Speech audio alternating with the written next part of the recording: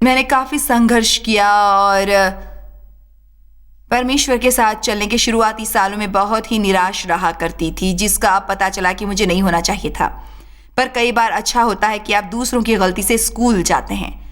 तो आज मैं आपसे परमेश्वर से अंतरंगता की बातें करना चाहूंगी, क्योंकि आप माने या ना माने, परमेश्वर से आपका जितना करीबी संबंध होगा, तुम्हारा जितना ही गहरा संबंध होगा उससे, और व्यक्तिगत का मामला आपके और परमेश्वर के बीच, आपका व्यक्तिगत संबंध परमेश्वर से जितना गहरा होगा, शैतान उतना ही ज्यादा आपसे डरेगा।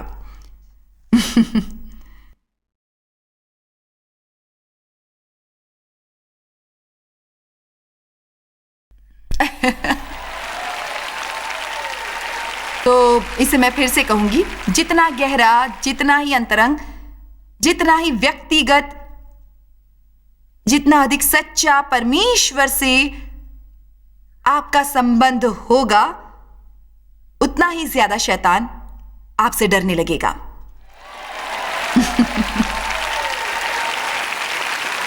मैं सच में नहीं जानती कि शैतान को उससे ज्यादा परेशानी होगी अगर हम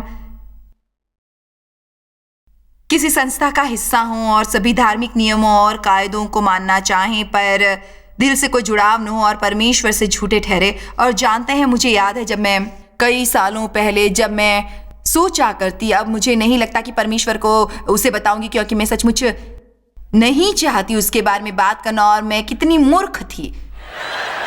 उन्हें पहले से ही पता था और वो चाहते थे कि मैं सब उन्हें बताऊं। जानते हैं, अंतरंगता शब्द सुनकर लोग पीछे हट जाते हैं, बात खत्म करते हैं। परमेश्वर चाहते हैं कि एक करीबी, अंतरंग, व्यक्तिगत, प्रेम भरा, सक्रिय, शक्तिशाली संबंध आपके साथ, आपकी मित्रता चाहते हैं। वो मसीही धर्म गिरजा तक कोई साप्ताहिक सैर करने जैसा बिल्कुल भी नहीं है। हमें इससे उबरना चाहिए। क्या आप मसीही धर्मी हैं? मैं गिरजा जाता हूं, उससे मुझे समझ नहीं आता। क्या यीशु से आपको प्रेम है? क्या आज्ञाकारिता के साथ चल रहे हैं? वैसे भी आप गिरजा क्यों जाते हैं? क्या सिर्फ आशीष पाने के लिए जाते हैं? क्या आप दूसरों के संग जाकर मजे करना चाहते हैं? परमेश्वर को पूरे हृदय से प्रार्थना करते हैं? जानते हैं, मैं नहीं सोचती कि गिरजा दुनिया पर ठीक से असर कर रहा है। बाहर बहुत अंधेरा फैला हुआ है। लोगों पर अब हमारे बल्ब को या वक्त आ गया है, और इसलिए हमें जरूरत है, हम सभी को, मेरे साथ सच में, हमें सचमुच ज्यादा इस बात पर गंभीर होने की जरूरत है कि दुनिया में क्या हो रहा है, हमारी जिंदगी में क्या हो रहा है, और एहसास हो कि कभी तो हमें परमेश्वर के सम्मुख होना पड़ेगा और अपनी जिंदगी का हिसाब देना होगा। और ना तो स्वर्ग या नर्क की बात नहीं होगी, हम कृपा से बचेंगे।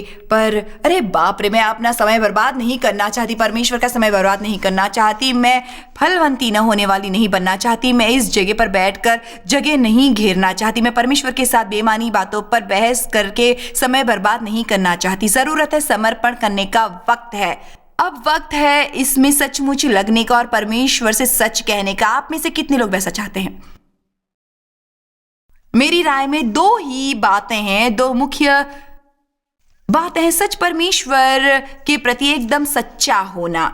मन में मत रखिए, अपनी जिंदगी में कुछ क्षेत्र सिर्फ अपने लिए मत रखिए और परमेश्वर को वहां जाने ना दें। आप तो जैसे कि सब कुछ, सचमुच यीशु ने कहा, सब कुछ पिता का है, वो मेरा है, और सब कुछ मेरा पिता का ही है। अगर कुछ छोटे क्षेत्र हैं जिसे आप नहीं कहते या परमेश्वर को वहां नहीं चाहते, या आप सोचते हैं खैर मैं इस क्षेत्र में अच्छा कर रहा हूं, जानते हैं उसमें नहीं सब कुछ, उन्हें सब कुछ में पहला होना चाहिए। तो सच, परमेश्वर से संबंधों में प्रार्थना हम बनाते हैं, हम प्रार्थना को ऐसा कुछ बना देते हैं जो नहीं है, वो ये बन जाता है धर्म और ये बाध्यता। और प्रार्थना सिर्फ प्रभु से बातें करना है, परमेश्वर से ईमानदारी से बातें करना, जैसे आप किसी दोस्त से करेंगे, नकली तो बिल्कुल नहीं बनेंगे। प्रार्थना करते समय आवाज को मत बदलो, आप है परमपिता परमेश्वर।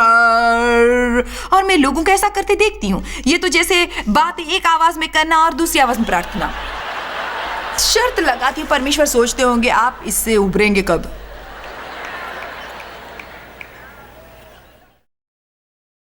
ये मैं हूं प्रभु जॉयस, फिर से सच और समय। अगर आप परमेश्वर से करीबी चाहते हैं तब उसके लिए आपको समय देना होगा। और आपको अभी बता देती हूं, अगर आप ऐसा नहीं करना चाहेंगे फिर तो आप पूरी जिंदगी किसी चीज की इच्छा करेंगे पर वो नहीं मिलेगा और आपको कुछ कभी महसूस होगा। क्योंकि अगर परमेश्वर हमारी जिंदगी में सबसे पहले नहीं है, अब मेरी बात सुनिए, हम कभी पूर्ण नहीं हो पाएंगे। आपने ये बात पहले भी सुनी होगी पर यह सच है। हम सभी के भीतर परमेश्वर जितना स्थान खाली होता है जहां पर परमेश्वर ही फिट होते हैं। कार्यस्थल का कोई पद फिर नहीं होगा, ना पुरुष मित्र या महिला मित्र, नहीं पति, ना बीवी, ना बच्चा। पर परमेश्वर, सब कुछ जो परमेश्वर हमें कहते हैं हमारे फायदे के लिए होता है।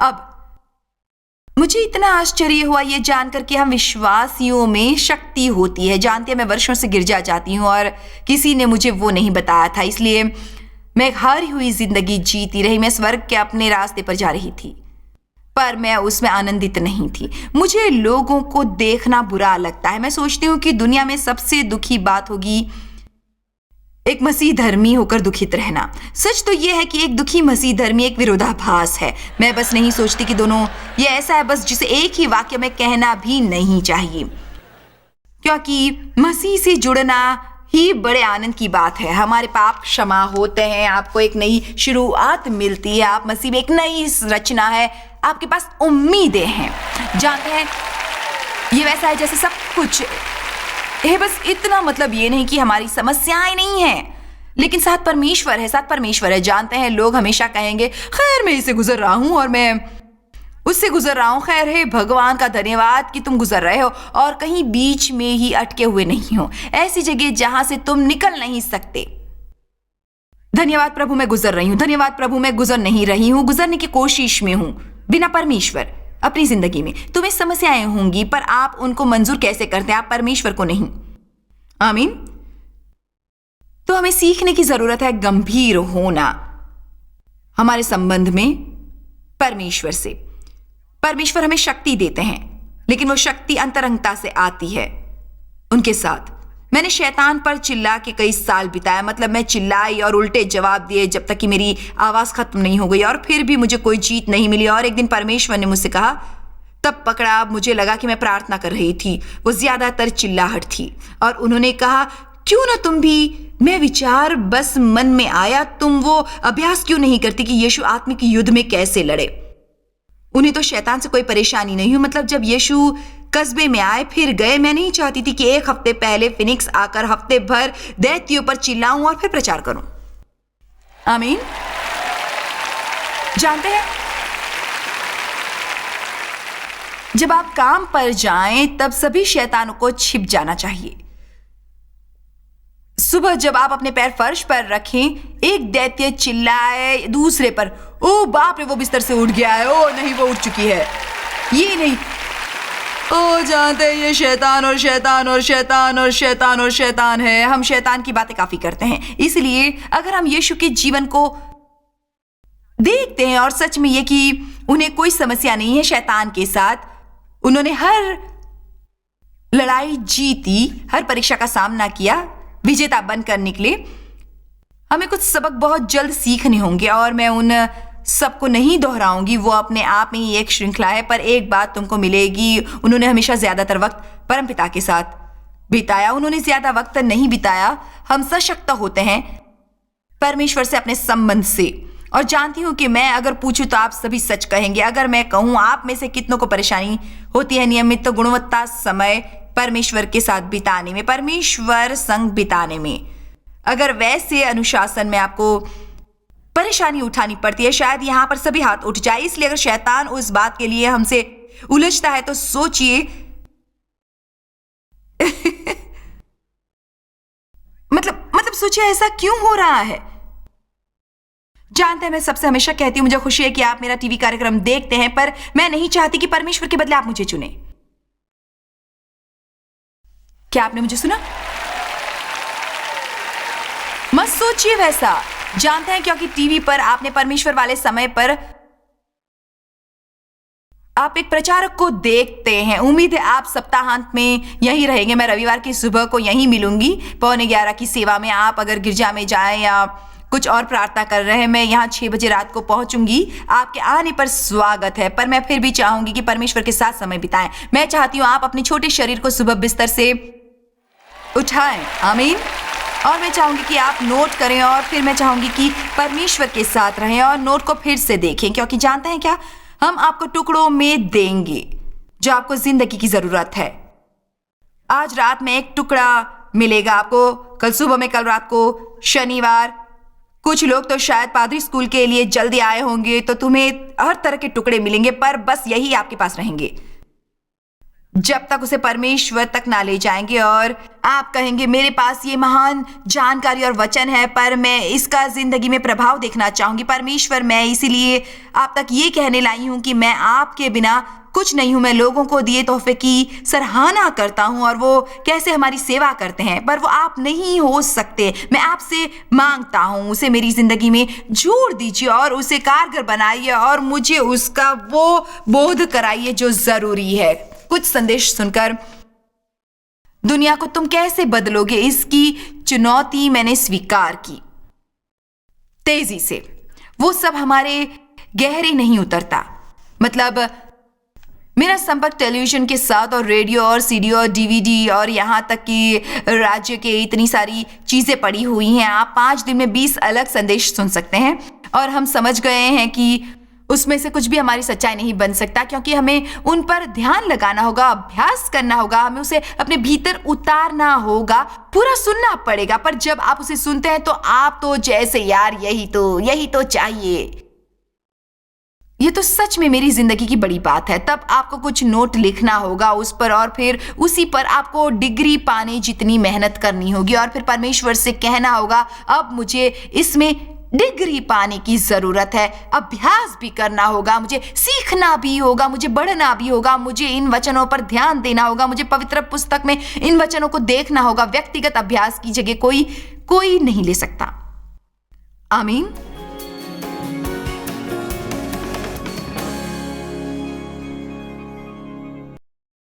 परमेश्वर महान है और आपकी जिंदगी के लिए महान योजना बनाई है, और वो आपके सहयोगी हैं, पर वो आपके लिए कुछ नहीं करेंगे। वो ऐसा करने के लिए आपको शक्ति और क्षमता देंगे, वैसा करने की बुद्धि वो आपको देंगे, पर वो आपके लिए सब कुछ नहीं करेंगे। उसके लिए आपको प्रयास करना होगा, आपको हार मानने से इनकार करना होगा। आपकी जिंदगी में से कुछ चीजों को आपको छोड़ना ही होगा, कुछ ऐसी चीजें आपको करनी होगी जो आप नहीं करना चाहते हो, कुछ चीजें जो आपकी पसंदीदा हो उन्हें आपको पसंद करना होगा, पर उसमें से हर एक बात बाद में आपको इतनी खुशी देगी कि आप खड़े नहीं रह पाएंगे। बात का हाल आपके सामने आएगा, माने या ना माने। समय किसी का इंतजार नहीं करता, समय किसी का भी इंतजार नहीं करता, समय किसी के लिए कभी भी नहीं रुकता। हालेलुया। इफिसियों 6:10। मैं कुछ वचन लेकर आपके सामने आऊंगी कि परमेश्वर आपकी लड़ाइयां लड़ेंगे अगर आप बस चुने उनके साथ करीबी संबंध विकसित करना। इसीलिए प्रभु में और उसकी शक्ति के प्रभाव में बलवंत बनो। परमेश्वर की प्रभाव का मतलब है एक होना। ये एक अलग तरीका है परमेश्वर से गहरा अंतरंग करीबी व्यक्तिगत संबंध बनाने का। अगर मैं आपको अंतरंग की परिभाषा बताऊं, उसका मतलब है मिलना, हर बात की जानकारी होना। परमेश्वर हर बात में सम्मिलित होना चाहते हैं, हमारी जिंदगी की हर बात में, हमारी बात में। अरे बाप रे, मुझे याद है 1974 में परमेश्वर ने मेरी जिंदगी को छुआ और उसकी आत्मा से मुझे भरकर इतने अद्भुत तरीके से मुझे छुआ कि परमेश्वर की हर बात मेरे लिए सच हो गई। और जानते हैं परमेश्वर ने बातें की, जानती हूं ऐसा कहने पर ज्यादातर लोग चकरा जाते हैं और मुझे भी थोड़ा सा, खैर मैं तो बह नहीं पाऊंगी, जानते हैं। मैंने एक कॉन्फ्रेंस में उठकर बातें की थी, मतलब जैसे कि मैं कहती हूँ कि परमेश्वर ने कहा और वो बोले, और जानते हैं ये व्यक्तिगत तौर पर काफी अच्छी बात है कि परमेश्वर आपको कुछ बताए और आप उनकी बात ना सुने। ये तो कितनी अजीब बात है।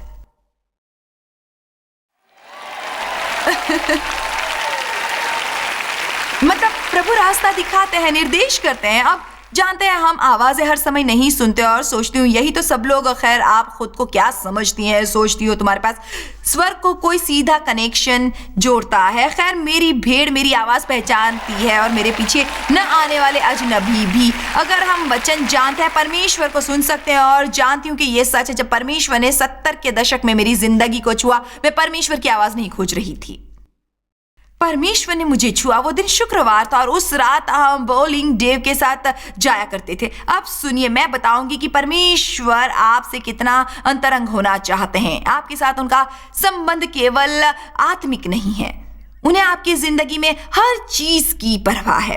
किराने की दुकान हो, घर की सफाई हो, तेल बदलने की बात हो, ट्रैफिक में गाड़ी चलाना हो, बच्चों के कपड़े बदलना हो, इसी को तो हम अंतरंगता कहते हैं। वो आपसे जुड़ी हर बात में जुड़ना चाहते हैं और आपको उन्हें परवाह नहीं होगी सोचकर बाहर नहीं रोकना चाहिए। तो मैं शुक्रवार की रात बॉलिंग कर रही थी और अपनी बॉलिंग पर परमेश्वर के वचन की आशा नहीं की, मतलब मैं वैसा करना भी नहीं चाहती थी। तब मेरी आत्मा से आवाज आई, तुम बॉलिंग में मुझसे मदद क्यों नहीं लेती?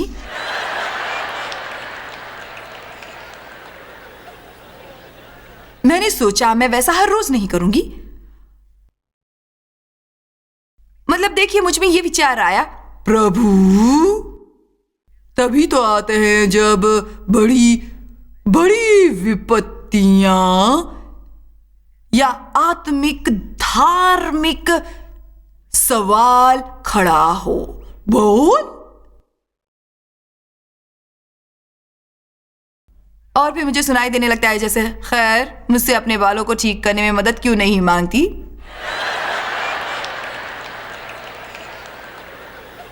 मतलब मैं आपको समझा ही नहीं सकती। कृपया मुझे सुनिए। आप सोच नहीं पाते कि परमेश्वर से आपका संबंध कितना रोमांचक होगा। बस आप खुल जाएं और उन्हें आपकी जिंदगी की हर बात में दिलचस्पी लेने दे।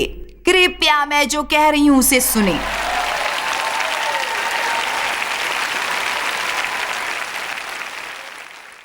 अगर मैं सिर्फ 2 चीजें खिला पाती, जो नहीं कर सकती क्योंकि टीवी के लिए हर वक्त नई चीजें होती हैं, पर अगर एक यात्री सेविका होती और जगह जगह घूम सकती गिरजा से गिरजा, तब शायद 2 संदेश देती।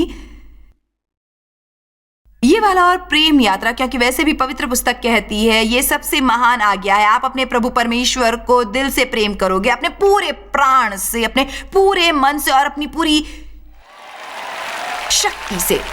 दूसरा वचन ऐसा है, अपने पड़ोसी से भी प्यार करोगे। ठीक है, अपने समान नहीं। गिरजा में सब कुछ करना होगा, हमें कुछ बातें व्यवस्थित करनी होगी। अब हमारे बढ़ने का समय है। आमीन। मैं आपसे यह समझने की विनती करती हूं कि परमेश्वर आपकी जिंदगी के हर क्षेत्र में होना चाहते हैं। उन्हें उन जगहों से रोकना बंद करें। अपनी जिंदगी को धर्मनिरपेक्ष और पवित्रता से ना बांटें। जिसमें परमेश्वर हो वह हर चीज पवित्र हो जाती है। किराने की दुकान पर जाना गिरजा जाने जैसा ही पवित्र बन सकता है अगर आप परमेश्वर के साथ चलें। अब जहां भी जाएं, आप किसी को प्रोत्साहित करने के लिए कुछ करना चाहें, आप किसी के चेहरे पर हंसी खिलाएं, किसी को बेहतर महसूस कराएं, किसी की जरूरतें जाने, जरूरतें पूरा करें, वहां जाकर परमेश्वर से ना जूझें। आमीन। मतलब आप अपनी जिंदगी को लेकर इतने आनंदित हैं कि क्या करना है उसे समझ ना पाए। आपको एक उद्देश्य मिलेगा। मेरा उद्देश्य है मेरे प्रकाश को चमकाना। मेरा उद्देश्य है सभी के चेहरों पर मुस्कान को खिलाना, चिढ़ना नहीं। परमेश्वर को मेरी 25 वस्तुएं दी कि मैं उस दिन बचाने लायक तो रह पाऊंगी।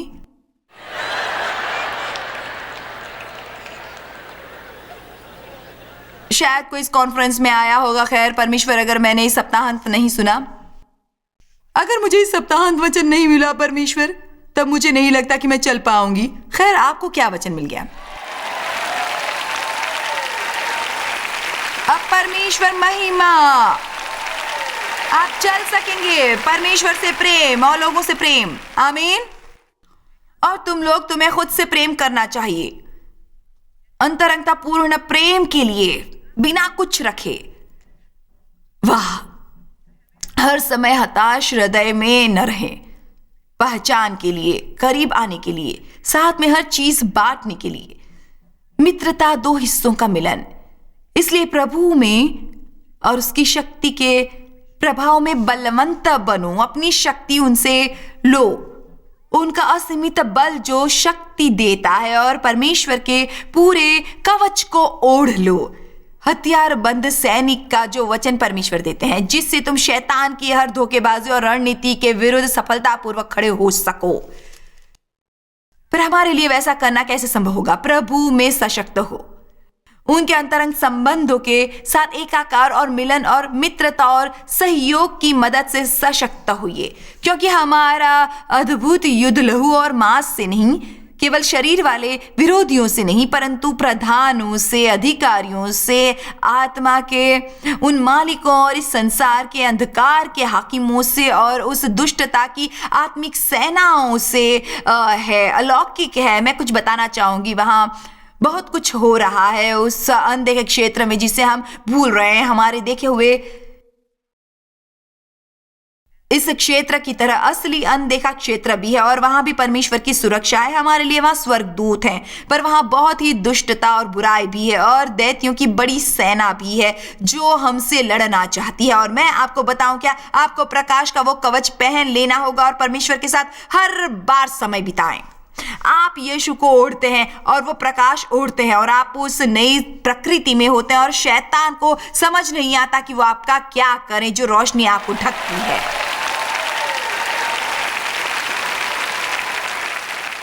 कोई भी चोट पहुंचाए तो परमेश्वर के संग वक्त बिताएं। उनके बारे में उन 40 मित्रों से बात ना करें जो कोई मदद नहीं कर सकते। मैं लोगों से बातें करने को गलत नहीं समझती। प्रभु लोगों को आजमाते हैं। धन्यवाद प्रभु, हमारा आपस में उपयोग करते हैं, पर हम बहक जाते हैं, फोन की ओर दौड़ते हैं, जबकि सिंहासन तक जाना चाहिए। आपको खुद को सच्चा दोस्त होना चाहिए। आपको लगेगी जब हतोत्साहित हो रहे हों, परमेश्वर तक जाएं।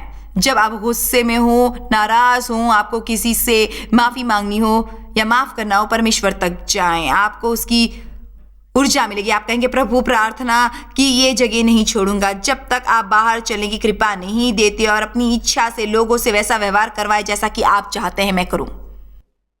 प्रार्थना करनी चाहिए।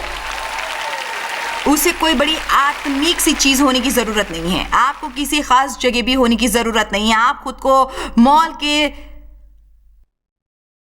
स्नान घर के स्टॉल पर बंद कर ले। मेरे पति को पवित्र आत्मा का बपतिस्मा 18 साल की उम्र में मिला। पवित्र आत्मा को मल से कोई भय नहीं है। खुद को रोक नहीं पाई, माफ करिएगा। शायद उसके लिए मुझे चोट सहना पड़े, मैं नहीं जानती, पर मैं अनादर नहीं कर रही। बस इतना ही आपको बताना चाहूंगी। मतलब कितना पवित्र और अद्भुत और आश्चर्यजनक, कितना आश्चर्यजनक है कि एक परमेश्वर जो पवित्र है और शक्तिशाली और अद्भुत है, वो नीचे उतरते और कहते हैं मैं वहां नीचे आ रहा हूं, मैं वहां नहीं सह सकता, मैं वहां नीचे आ रहा हूं। और वो कहते हैं मैं तुम्हें नहीं छोड़ूंगा, ना ही भूलूंगा, क्योंकि देखो हमेशा तुम्हारे ही साथ हूं, इस पृथ्वी का अंत हो जाए तब भी। बाप रे, हमें क्या मिल गया। और कभी हम इतने अंधे होते हैं उससे जो है, और संघर्ष करते हैं, और हम गुजर रहे हैं। हम वहां तक पहुंच पाएंगे या नहीं जब तक यीशु वापस नहीं आते। हमें हमारा मौका मिलना चाहिए।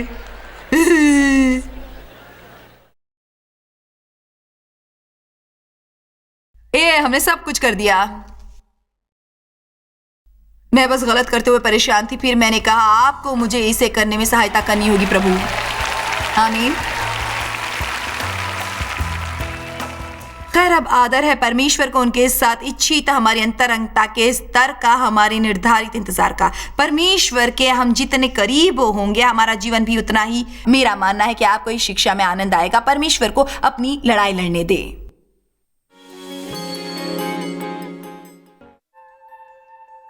जॉय स्माइल मिनिस्ट्रीज में आप हमारे लिए कितने अहम हैं, इसका आपको अंदाजा नहीं। हम आपके आभारी हैं और हम धन्यवाद करते हैं अपने सब मित्रों और सहयोगियों का कि उन्होंने इस विश्वव्यापी सेवकाई को संभव बनाया। मिलकर हम भूखों को खिला रहे हैं, गरीबों को पहना रहे हैं और कई देशों में सुसमाचार पहुंचा रहे हैं। कृपया हमसे संपर्क करें या विजिट करें jmmindia.org पर। आज ही अपनी प्रार्थना के अनुरोध बताने के लिए, हमारे साधनों के बारे में और जानकारी और जॉयस की सभाओं का शेड्यूल जानने के लिए और हमारे सहयोगी बन जाएं दुनिया भर में मसीह का प्रेम बांटने के लिए। ये कार्यक्रम जॉय स्माइल मिनिस्ट्री के मित्रों और पार्टनर्स द्वारा